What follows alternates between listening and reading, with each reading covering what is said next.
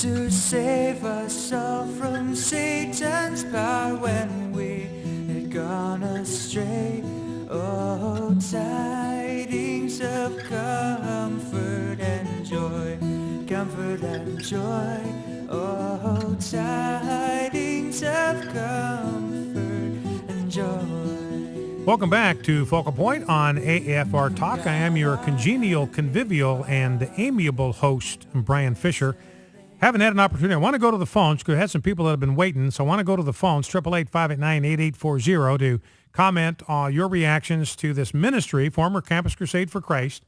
And by the way, I apologize. This piece in the Christian Post did, in fact, quote Scripture. Quoted 1 Timothy 2:11 and 12. This is what the Apostle Paul says: a woman should learn in quietness and full submission. I do not permit a woman to teach or to assume authority over a man. She must be quiet. And that's the basis on which he took his position, that it's not appropriate for women to teach men. If it's a mixed gender Bible study, that's not an appropriate role or function for a woman to have. And he cites this passage of Scripture: I do not permit a woman to teach or to assume authority over a man. Now, if you're like me, that looks pretty straightforward. I don't see a lot of room for nuance there. If Scriptures are going to be our guide, if we're going to color inside the lines, that seems to be pretty straightforward and clear to me. But he's been demoted. And Campus Crusade for Christ said, no, this isn't theological. This is just sort of a difference of policy.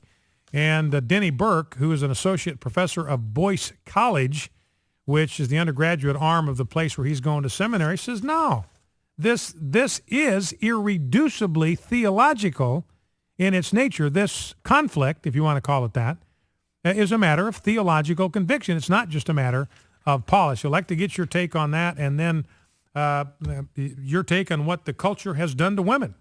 Is this woman right that it has destroyed their femininity? It's driven men away and made it harder for women to find a kind of strong man with whom they'd like to start a family. Let's go to the phones. I'll get back to the women in combat deal here in just a few minutes. Let's go to the phones. Let's go to Dickie in Texarkana, Texas. Dickie, welcome to Focal Point with Brian Fisher. What's on your mind? Hey, Brian.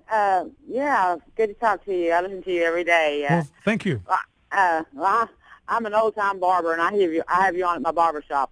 Oh, every great. day. So now, do any of your customers, do they hear the program?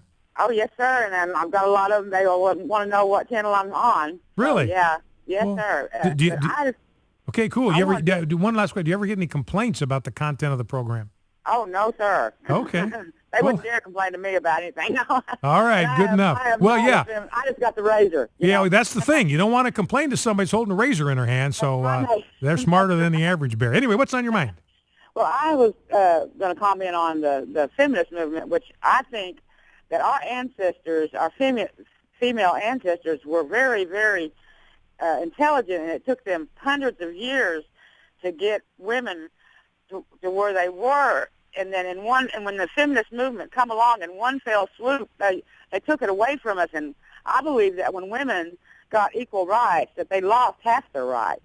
Mm-hmm. It just, like you said, it took away their femininity. They took chivalry, died. No way that men could ever take a child away from a woman before the feminists stepped in. Mm-hmm. Yeah, that's a good point. And like I said, I just believe that we lost half our rights when feminism took over, and I don't know why that they did that, because really, our ancestors were very, very intelligent, and they knew what they were doing. Women aren't stupid. Well, I didn't think they were stupid until they started the feminist movement, but I guess, everybody has to learn lessons in life. But that's just the point I wanted to make. All right. Well, listen, I appreciate that. And so, Dixie's point is basically, what women gained in terms of rights in the feminist movement, what they demanded in terms of rights, there was a cost to that. They gave up certain privileges. They gave up certain benefits by insisting on getting their rights, and actually lost more than they gained. All right, let's go to Dave in Delphi, Indiana. Dave, welcome to Focal Point with Brian Fisher. What's on your mind? Hi, I wanted to weigh in on the war against men. Yes, sir. It's my observation that there's been a deliberate war against independent manhood for about 4 decades. And I think you can see it most notably in the entertainment industry. For example, the sitcoms. In most of the sitcoms, the man is portrayed as some kind of buffoon. And I think this whole thing plays into a socialist agenda of dividing the family and basically pitting male against female. If you remember when the Rainbow Coalition came on the scene, the most notable individual that was absent from the Rainbow Coalition was the man. Yeah. I think all you have to do is look at some of the sitcoms from back in the 50s and 60s. The man was honored. Yeah. Today he's mocked. Yeah. Can you imagine a sitcom today called Father Knows Best? I mean, you get laughed right off the Warner lot if you came with an idea like that. But again, the father figures a generation ago in entertainment, they were strong. They were faithful husbands. They were involved fathers. They were hard workers. They were good providers. They were admired by their wives. They were respected by their children.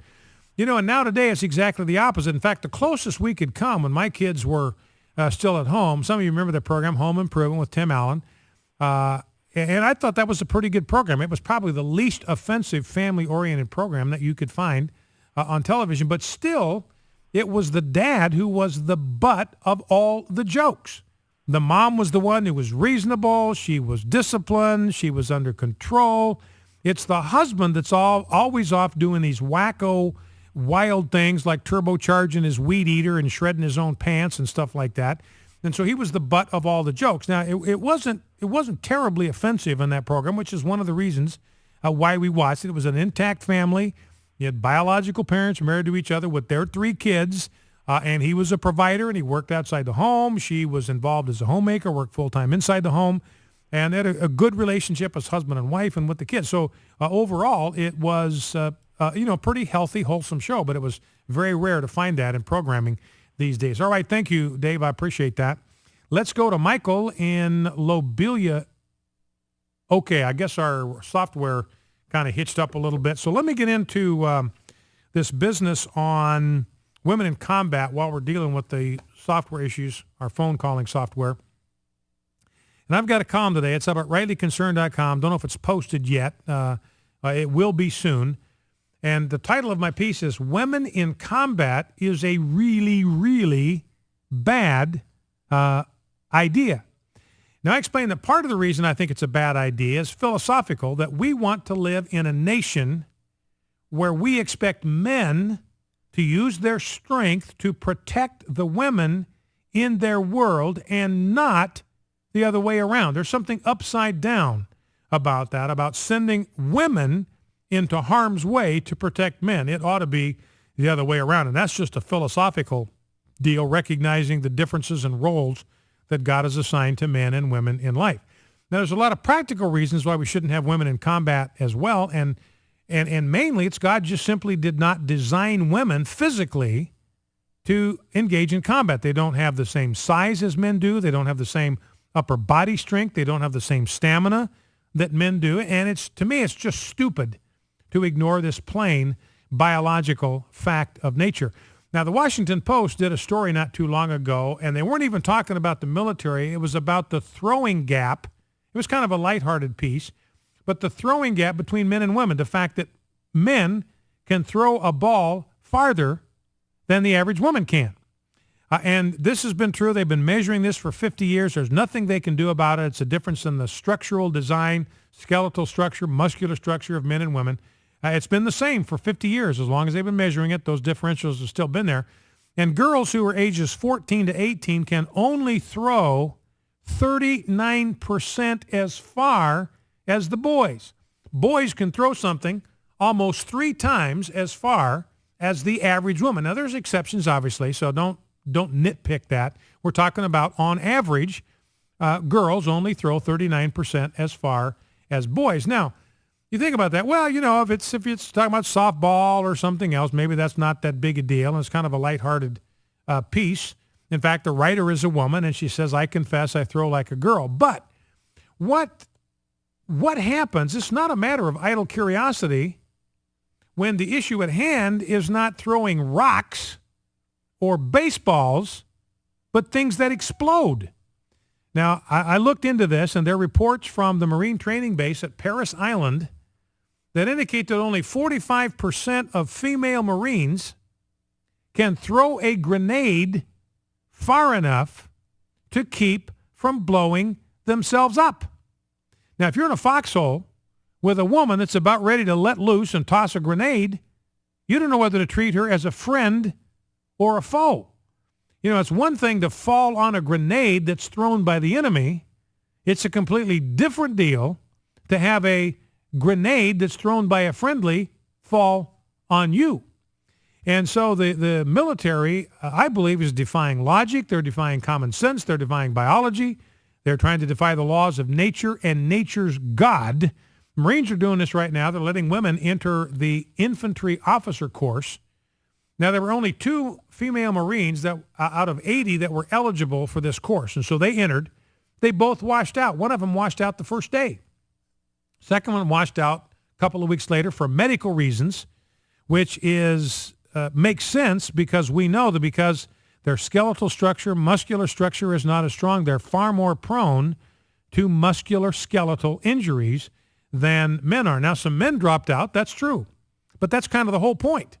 The whole point with these infantry officer courses is to identify those soldiers who have the strength, the stamina, the agility, and the endurance to be in combat. Now, women will never, ever be able to meet those standards. They're just not designed that way. Whether you believe that they've been designed that way by God, as I do, or whether you believe they've been designed that way by evolution, they still are never going to have the physical strength and stamina to meet the standards that are required to serve capably in the infantry. And if you lower the physical standards, which is what they're doing so these women can pass, then you're just endangering the lives of their comrades and you're putting the success of the military mission itself at risk. You know, in Army training, the men, they got a rope deal. The men have to climb all the way to the top of the rope. The women only have to climb up to this yellow line that they've got. The men have to do 20 push-ups. The women only have to do 6. Men have to do pull-ups. Women just have to hang from the bar for a while. In an obstacle course, they put a step stool in front of the 8-foot wall for the ladies. What happens if the enemy forgets to put one of those on the battlefield? Focal Point, AFR Talk, back in 2.